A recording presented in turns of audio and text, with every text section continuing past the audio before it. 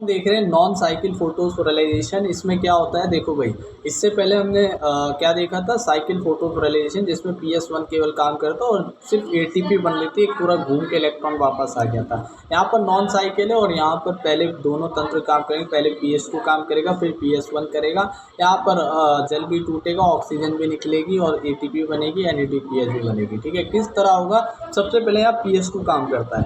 PS2 ने क्या करा, जब उसको 680 नैनोमीटर की मिली और उसके बाद इसको नीचे जो सहायक वर्णक है, इसको हम एंटीने भी बोलते हैं और इसको हम LHC भी बोलते हैं, लाइट हार्वेस्टिंग कॉम्प्लेक्स भी बोलते हैं। जब इसको AB एनर्जी मिली और इसने जब किसको दिया, हमारा जो सेंटर फोटो सेंटर है उसको, यानी कि ऊपर वाले को अल्फ़ा क्लोरोफिल अल्फ़ा को हमने जब दिया एनर्जी, तो उसने क्या निकाला, इलेक्ट्रॉन निकाला। ठीक है ना। अब इलेक्ट्रॉन निकल गया। PS2 कहाँ रहते हैं, ये भी याद रखना, अप्रेस भाग में रहते हैं, ग्रेनम की।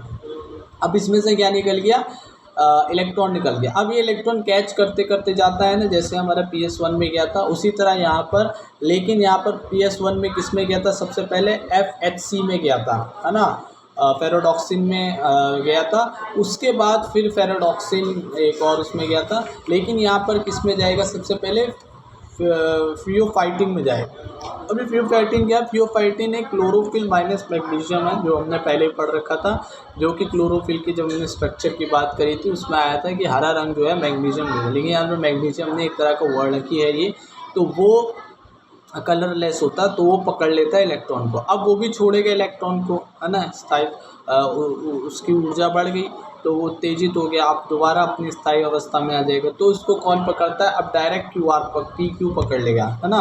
PQ क्या, प्लास्टोक्विनोन ने इलेक्ट्रॉन पकड़ा, लेकिन वो पकड़ने की क्षमता नहीं रखता है, तो वो अब क्या करेगा, वो बाहर से, यानी कि जो बाहर हमारे क्या है, क्या पड़ा, पीठिका बराबर, उसमें क्या हाइड्रोजन भरे पड़े, तो हाइड्रोजन ले लेता है तो PQS2 बना देता है। अब PQS2 के अंदर क्षमता है उसको पकड़ ले इलेक्ट्रॉन को, पर वो भी क्या करता है, छोड़ देगा। अब छोड़ेगा तो वो अस्थायी रहता है PQS2, तो स्थायित्व प्राप्त करने PQ दोबारा बन जाता है।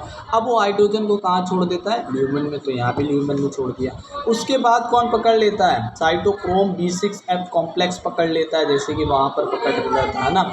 अब उसके बाद कौन पर PC यानी प्लास्टोसाइनिन पकड़ लेता है, जिसमें साइनिन वर्णक रहता है ना, जो कॉपर का रहता है, जिसमें नीला रंग होता है। अब ये PC क्या करेगा, ये अब किसको दे देता है, उसमें हमारे साइकिल वाले ने PS1 में दे दिया। लेकिन यहाँ पर रुको, अब चालू हो जाता है कौन सा, नॉन अप्रेस्ड वाला हमारा कौन सा, PS1 सिस्टम। PS1 को जब 700 नैनोमीटर की मिली ऊर्जा, तो उसने भी इलेक्ट्रॉन निकाल दिया। इलेक्ट्रॉन निकाला, अब यहाँ पर देखो क्या होता है, PC का जो इलेक्ट्रॉन जो है वो किसको दे देता है, इस PS1 को दे देता है, यानी इसकी पूर्ति कर देता है। अब इसकी पूर्ति होगी, PS2 बेचारा बैठा रह गया। अब इस PS1 के इलेक्ट्रॉन जो है वो घूमेगा, पहले किस में जाता है, वही फेरोडॉक्सिन रिड्यूसिंग सब्सटेंस में, FRS में, फिर उसके बाद किस में गया, फेरोडॉक्सिन में। अब देखो किस में जाना चाहिए था, PQ प्लास्टोक्विनोन, लेकिन ये कहाँ जाता है, अब ये जाता है हमारे थ्रोम्बोसाइट की झिल्ली में। थ्रोम्बोसाइट की झिल्ली से लगा होता है एक और एंजाइम प्रोटीन FNR, जिसका नाम है फ्लेवोप्रोटीन NDPH NADP और R से है रिडक्टोस। ठीक है ना। तो ये FNR के पास चला जाता है इलेक्ट्रॉन। अब क्यों गया, देखो भाई, होता क्या है, पीठिका के अंदर पड़े हुए हैं क्या, ADP और NADP पड़े हुए हैं। ठीक है ना, बहुत सारे NADP पड़े हुए हैं। अब हम NADPH का निर्माण करेंगे। उसके निर्माण के लिए हमें दो चीज़ चाहिए, एक हाइड्रोजन आयन और एक इलेक्ट्रॉन। इलेक्ट्रॉन आ गया है, हाइड्रोजन आयन पड़े रहते हैं, हाइड्रोजन आयन ले लिया NADP ने, इलेक्ट्रॉन FNR से ले लिया, तो ये क्या बन गया, NADPH बन गया। तो इसका निर्माण हो गया। अब देखो भाई, इसकी पूर्ति तो करनी है PS2 के इलेक्ट्रॉन की, किस तरह से होती है, देखो। अब पीठिका थ्रोम्बोसाइट के अंदर ल्यूमन है, उस ल्यूमन में अब देखो ये क्या होती है, H2O का विघटन होता है, यानी जल टूटता है। जल कैसे टूटता है, जल जो है वो दो उससे टूटता है, एक तो प्रकाश है उससे मिली, ठीक है, ल्यूमन को मिली। दूसरी चीज़ क्या हुई, दूसरी चीज़ उसमें आयन से, यानी एक आयन मैग्नीज और एक क्लोरीन। मैग्नीज और क्लोरीन की और प्रकाश की उससे विघटन होता है जल का, जो टूटता है इलेक्ट्रॉन में H+ आयन में, और ऑक्सीजन जो है वो डिफ्यूज़न प्रोसेस से बाहर चली जाती है। अब बचा कौन? H+ आयन, और एक और H+ आयन आ रहे थे PQ से, है ना। यहाँ पर H+ आयन की भरमार हो गई है, पीटिका में बहुत कम हो गए, ठीक है ना, ये चीज़ याद रखना। अब इलेक्ट्रॉन भी निकला, ये इलेक्ट्रॉन कहाँ चला जाएगा? हमारे PS2 में चला जाएगा। तो ये याद रखना, जल अपघटित हो गया PS2 में, इलेक्ट्रॉन उसकी पूर्ति करते हैं। अब बारी आती है H+ आयन बढ़ते जा रहे ल्यूमेन में, तो क्या होता है? बगल में हमारे साइडों में क्या रहते हैं? मार्जिन। उस मार्जिन में क्या रहता है? ऑक्सीसोम ब्रैकेट संरचना नहीं, CF0 से CF1 याद है। CF1 में क्या होते हैं? ATP सिंथेस एंजाइम रहते हैं, वही ATP सिंथेस क्या करेंगे? एक्टिवेट होंगे जब H+ आयन उसमें से निकलेंगे, और ये फिर बाहर जो पड़े हुए ADP और फॉस्फेट उसको जोड़ देंगे तो ATP बना देंगे। हमने जल का विघटन करके ऑक्सीजन निकाल दी, हमने NADPH बना दिया, हमने ATP बना दिया, सारी चीज़ें तो हो गई। PS2 और PS1 का काम भी हो गया। तो इस तरह से ही हमारा नॉन साइकिल फोटोफोरलाइजेशन काम करता है। अब इसे Z स्कीम नाम क्यों देते हैं? देखो भाई, जब ये हम देखते हैं ना PS2 से PS1 जो काम कर रहा है, PS2 ने इलेक्ट्रॉन छोड़ा, फिर ऐसे ऐसे करके कैसे किया भाई? पहले गया फियोफाइटिन में, फिर उसके बाद PQ में, फिर PQ PS2 में बना, फिर उसके बाद गया ये क्या नाम है उसका, साइटोक्रोम B6F कॉम्प्लेक्स में, फिर PC में गया। अब PC के बाद PS1 में गया, है ना, ऊपर की तरफ होता है ना, PS1 में गया तो PS1 से फिर आगे इलेक्ट्रॉन गए, है ना। तो ये एक तरह से क्या बना रहा है? N आकार बना रहा है, अगर हम लंबीय देखते हैं, है ना। लेकिन ज़्यादातर जो हरित लवक होते हैं अनुलंबीय होते हैं, यानी उनके जो क्या होंगे, उनके जो थ्रोम्बोसाइट होंगे वो भी कैसे होंगे? अनुलंबीय होंगे। तो ये अनुलंबीय करके जब हम देखते हैं तो Z दिखता है, तो इसीलिए इस प्रक्रिया को Z स्कीम भी कहते हैं। अब हम देखेंगे, ये पूरी कंप्लीट हुई प्रकाश अभिक्रिया। अब हम देखेंगे अप्रकाश अभिक्रिया, जिसका नाम है अलग अलग नाम है। सबसे पहले इसे डार्क रिएक्शन भी बोलते हैं, अंधकार अभिक्रिया भी बोलते हैं, इसे सिंथेटिक फेज भी बोलते हैं। क्यों बोलते हैं बायोसिंथेटिक फेज? देखो, अप्रकाश अभिक्रिया में क्या होता है? 6CO2 किसकी उपस्थिति में? ATP और NADPH और एंजाइम की उपस्थिति में क्या बनता है? C6H12O6 ग्लूकोज, और जल के अणु बनते हैं 6, ठीक है ना।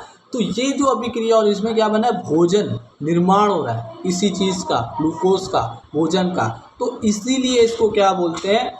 जैव संश्लेषण, यानी कि इसे बोलते हैं बायोसिंथेटिक, यानी निर्माण हो रहा है ना किसी चीज़ का, तो इसीलिए बायोसिंथेटिक फेज, जैव संश्लेषण अवस्था भी बोलते हैं। अब इसका एक और नाम है अंधकार या अप्रकाश, डार्क रिएक्शन। क्योंकि अंधेरे में होती नहीं, ये जो है प्रकाश से स्वतंत्र होती है, इसे प्रकाश से कोई लेना देना नहीं है, प्रकाश पर निर्भर नहीं करती है। ये एक नाम जो है मिसनोमर है, एक मिथ है, मिथ्या है, ठीक है ना। इसलिए ये दिन और रात कभी भी हो सकती है, ठीक है ना। तो एक नाम जो है ऐसी नाम पढ़ के, ये खोजी जो थी वो किसने खोजी थी? इसे हम एक और नाम देते हैं ब्लैकमान अभिक्रिया। तो ये ब्लैकमान एक साइंटिस्ट थे, 1905 में इन्होंने खोज करी थी, इसीलिए इनके नाम पर ब्लैकमान अभिक्रिया भी इसे कहते हैं। अब इस अभिक्रिया में क्या होगा ये भी हम आगे देखेंगे। और ये संपन्न कहाँ हो रही है? ये हो रही है हमारे हरित लवक के स्टोमा में, है ना, पीठिका में हो रही है। क्यों? पीठिका में ATP और NADPH और एंजाइम है, तो इसको यही चाहिए रहता है। अब ये अभिक्रिया जो है, जो CCO2 से ग्लूकोज बनने की अभिक्रिया, उसके कई चरण हैं। तो उनमें से प्रथम जो शुरुआत जो चरण है वो 1950 में हमारे मेल्विन कैल्विन साइंटिस्ट और उनके सहयोगियों ने क्लोरेला हरी शैवाल को C14 आइसोटाइप का इस्तेमाल करते हुए एक प्रथम स्थायी उत्पाद बनाया। और यही जो हमारा पहला चरण है, जो हमारा उत्पाद बना था वो बना था 3 कार्बन का, और इसीलिए इसको हम प्रथम पद को क्या कहते हैं? C3 पद, या इसे कैल्विन साइकिल या कैल्विन पद भी बोलते हैं, क्योंकि ये एक साइकिल के रूप में होता है। तो ये साइकिल क्या है? कैल्विन साइकिल, C3 पद, इसको हम पढ़ेंगे। अब इसके 3 चरण होते हैं। पहला है कार्बोक्सिलेशन, दूसरा है रिडक्शन, तीसरा है रीजेनरेशन, ठीक है ना। तो सबसे पहले हम देखेंगे कार्बोक्सिलेशन क्या होता है। कार्बोक्सिलेशन में यानी कि कार्बन का जुड़ना, किसी चीज़ का जुड़ना और फिर बनाना। क्या बनाना, एक स्थायी उत्पाद। कौन सा स्थायी उत्पाद, 3 कार्बन का। अब इसको हम ग्लिसरिक एसिड भी बोलते हैं और इसमें एक फॉस्फेट जुड़ा रहता है तीसरे कार्बन पे, तो इसीलिए हम इसे 3PGA भी बोलते हैं। क्या बोलते हैं, 3 कार्बन के इसको 3PGA, क्योंकि इसमें ग्लिसरिक एसिड में तीसरे कार्बन पर एक फॉस्फेट जुड़ा रहता है, तो इसे 3PGA भी बोलते हैं, ठीक है ना।